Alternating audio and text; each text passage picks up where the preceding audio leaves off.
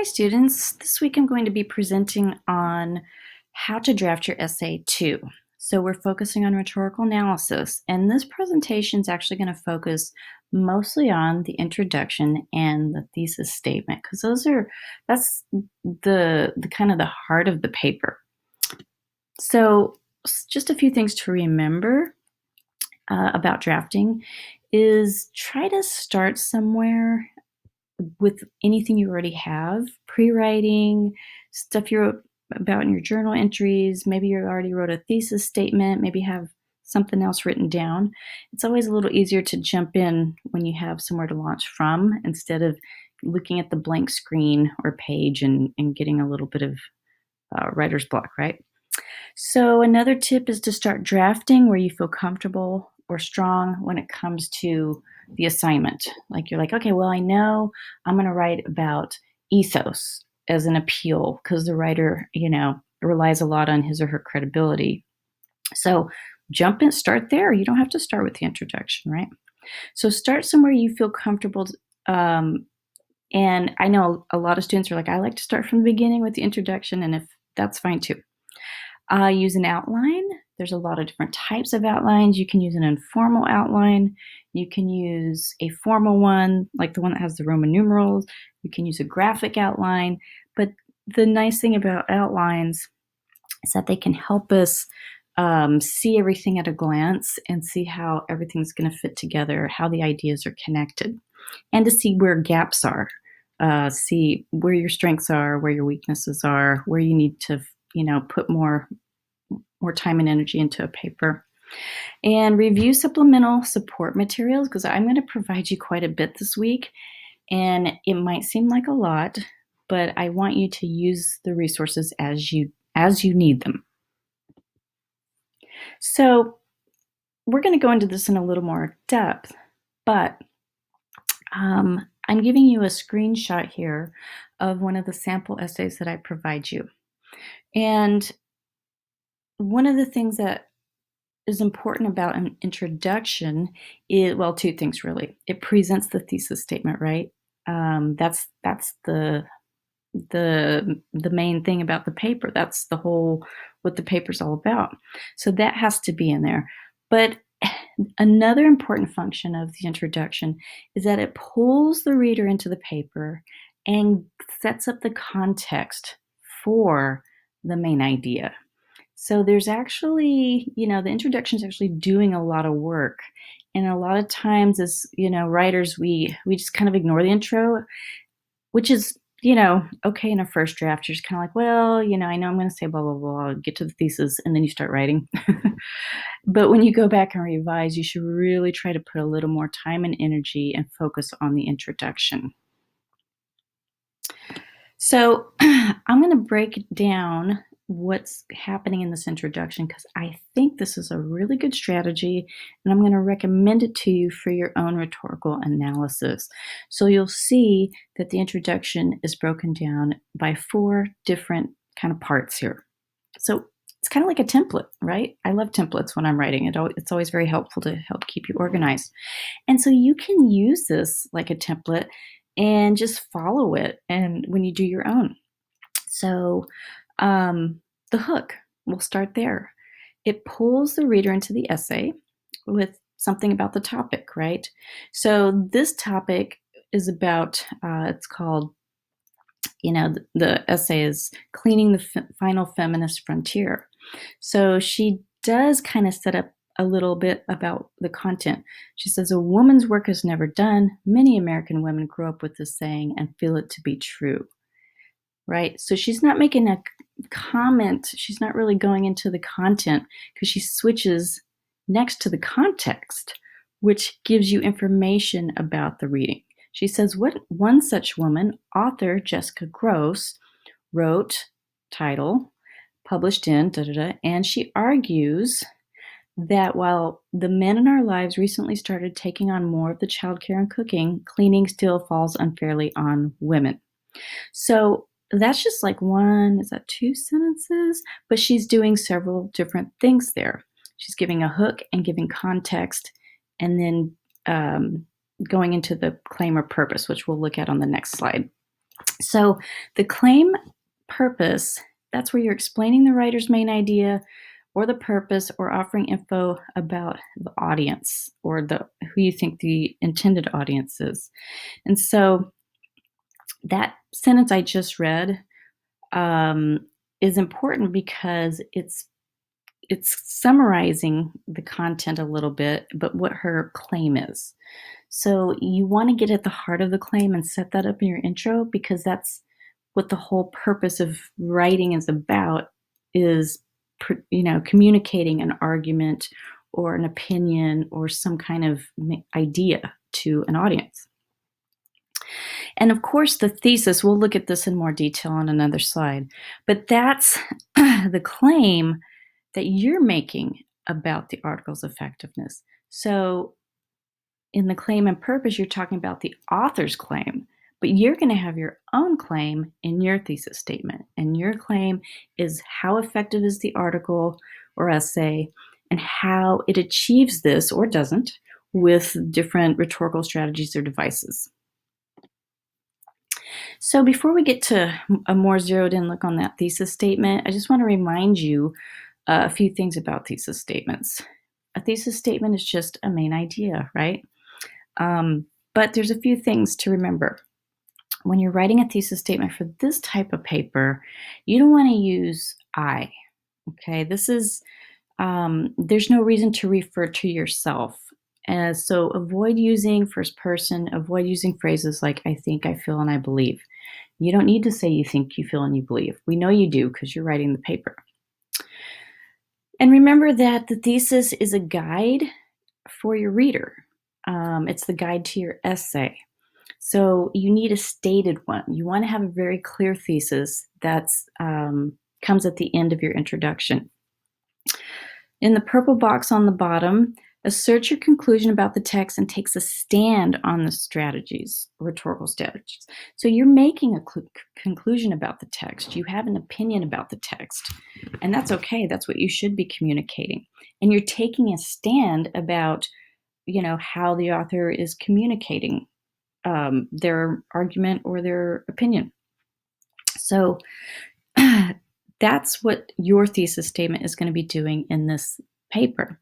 So you'll be stating, to look at the red box, what techniques you will be analyzing and the impact that those techniques have on the overall effectiveness of the text. So really, those bottom two boxes, if you're like, what am I supposed to do in my thesis statement? Look towards that, because you're making a conclusion about the text and then you're putting in the techniques specifically that you think are effective or not effective. So let's look in at the thesis statement from this essay. So if you look, it says where the thesis begins, Gross begins building her credibility with personal facts, reputable sources, citing convincing facts and statistics, and successfully employing emotional appeals. However, toward the end of her article, her attempts to appeal to readers' emotions weaken her credibility and ultimately her argument.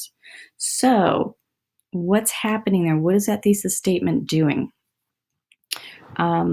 Where do we see the thesis include the points of analysis, meaning the rhetorical strategies, devices? And where does the writer establish the conclusion about the text? We're going to kind of zero in on this. So I like to color code, and so that's what I did here. So in the yellow, we'll look at the conclusions part in the thesis statement. So you can look at the thesis where it says, what does she do? What is the conclusion we're making about the text? Well, she builds her credibility.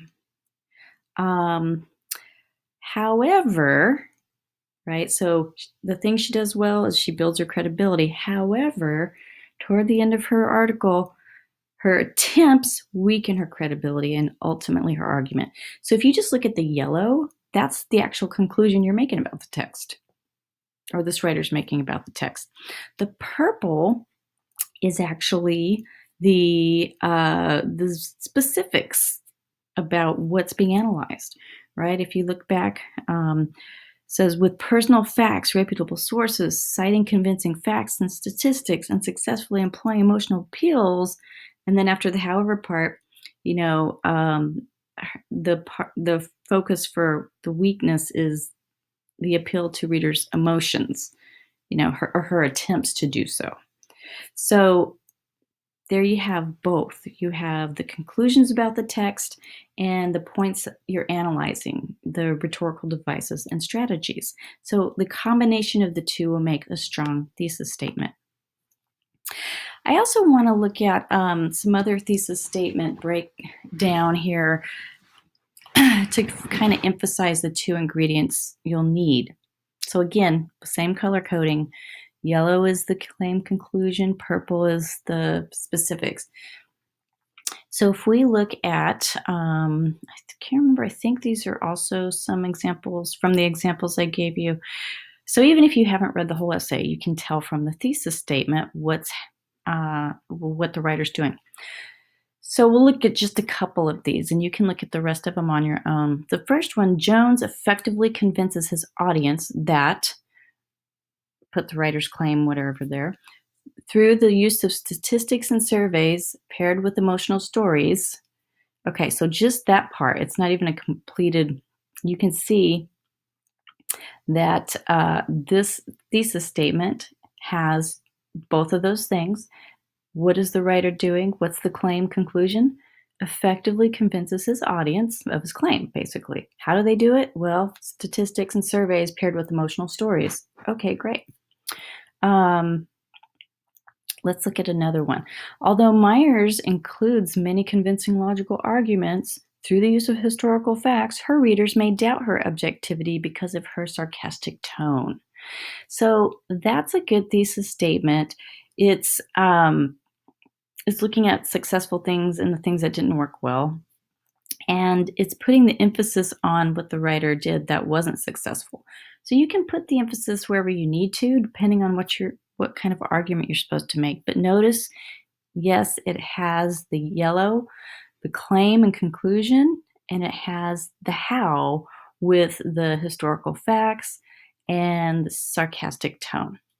So if this is helping you, go back through and look at the PDF version of this for a quick review, and you can look through some of these and use them as examples to help you formulate your thesis statement.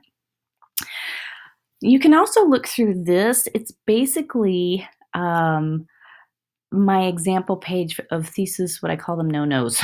Like, there's several things you just don't do for this type of paper for a thesis statement. One example is you don't want a simple statement of your topic. Okay, like if you just said, and I give the example in the yellow, I'm using the Save PBS as my example here. McChrystal's essay uses different rhetorical devices to make a point. It's that's just a really simple statement. Okay, it's like, okay, what devices and what was the writer successful? You don't even state that. The conclusion isn't really there. So that's not going to work. A broad statement is another one.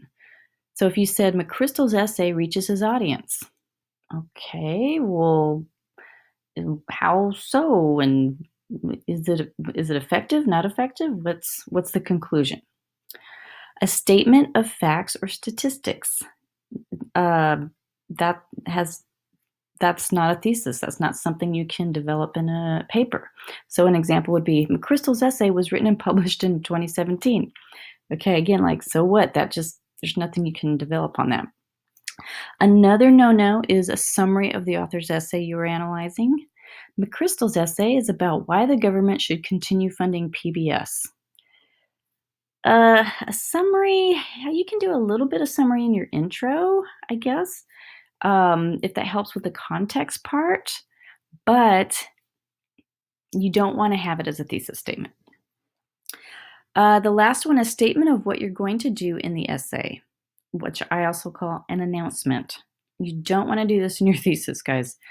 In this essay, I'm going to explain to you how McChrystal uses pathos, logos, and ethos to make his case. First of all, there shouldn't be any I in the essay at all. No I. Just don't say I. And you don't want to tell readers, your thesis shouldn't be saying, hey, here's what I'm going to do. Don't announce what you're going to do. Just make your claim. Okay, so I hope that kind of helps give you some guidelines.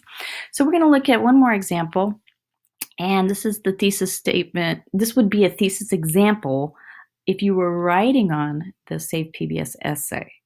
So if I was going to create a rhetorical analysis on that essay, I might write this. McChrystal employs pathos, logos, and ethos effectively to convince his audience that PBS is not only a lifeline for our children, but also a part of the fabric of our civil society.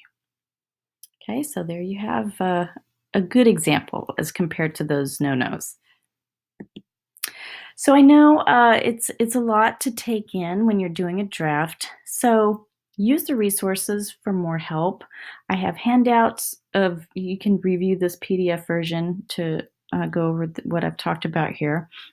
I have stuff to help you with the organization, the body paragraphs, and several sample essays. But if you need more help, don't hesitate to reach out and let me know. Okay? All right. Happy drafting. Thank you.